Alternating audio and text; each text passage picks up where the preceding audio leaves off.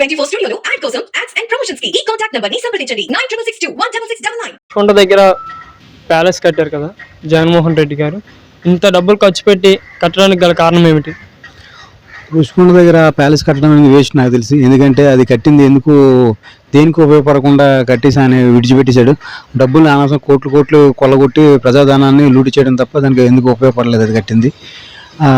దాని మీద అంత ఫోకస్ దాని మీద పెట్టి కట్టిన కంటే సంక్షేమ పథకాలు పెట్టి అనవసరం 10 మందికి వచ్చి 90 మందికి లేకుండా చేసి రాష్ట్రాన్ని అభివృద్ధి అనేది లేకుండా చేసి రాష్ట్రంతో జనాలతోని అలా అనవసరంగా సొమ్ము ప్రజల సొమ్ముని వృధా చేశారని నా అభిప్రాయం. అలానే ఇప్పుడు జగన్మోహన్ రెడ్డి గారు ఇంతకుముందు దోపిడీ ఏమైనా చేశారా?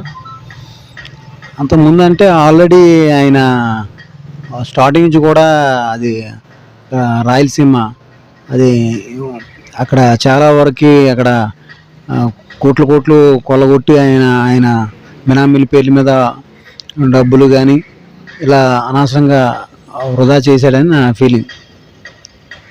ఇప్పుడు పవన్ కళ్యాణ్ గారికి డిప్యూటీ సీఎంతో పాటు కొన్ని మంత్రి పదాలు ఇచ్చారు. ఆ మంత్రి పదాలకి ఎటువంటి సలహాలు అందిస్తారు? అంతకుముందు 2014లో కూడా పవన్ కళ్యాణ్ గారు చంద్రబాబు నాయుడు సపోర్ట్ చేశారు, చాలా వరకు చేశారు. ఆ తర్వాత ఇప్పుడు 2024లో 2019లో టీడీపీను పవన్ కళ్యాణ్ వేరేగా పోటీ చేయడం వల్ల ఒకసారి అవకాశం ఇద్దామని చెప్పేసి జగన్కి అవకాశం ఇచ్చారు. ఆయన వినియోగించుకోలేకపోయారు. ఆయన 2024లో ఇదే ప్రభుత్వం మళ్ళీ వస్తే రాష్ట్రం సర్వనాశనం అయిపోతుంది, ఎట్టి పరిస్థితుల్లోన ఇది ఇలాంటి అరాచకాల ప్రభుత్వాన్ని ఖండించాలి, కొత్తగా 2024లో చంద్రబాబు నాయుడుతోని ఈ కూటమి పెట్టుకొని జనాలకు ఏదైనా సరే ఉపయోగపడే పని చేయాలనే ఉద్దేశం మీద పవన్ కళ్యాణ్ గారు చంద్రబాబు నాయుడుతో చేయి కలిపి ఈ కూటమికి సపోర్ట్ చేశారని నా అభిప్రాయం.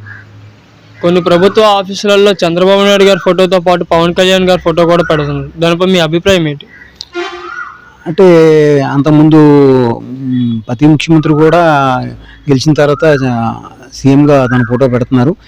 ఈయన పవన్ కళ్యాణ్ గారు అంతకుముందు కూడా ఆయన గెలకముందు ఎన్నో జనాలకి ఎంతోమందికి కౌలు రైతులకు కానీ రకరకాలుగా ఏది రాష్ట్రం ఇబ్బందులు ఉన్నావు ఇప్పుడు కూడా తనంతో సాయంగా చేసేవారు ఆయన. ఇప్పుడు కూడా ఆయన సమర్థత ఉంది, చేయగలడు అని ఆంధ్రప్రదేశ్ ప్రజలు నమ్మారు కనుక ఆ నమ్మకాన్ని ఒమ్ము చేయరు అని చెప్పేసి ఉద్దేశం మీద చంద్రబాబు నాయుడు పవన్ కళ్యాణ్ కూడా ఆయనతో సమానంగా చూస్తున్నారని నా అభిప్రాయం.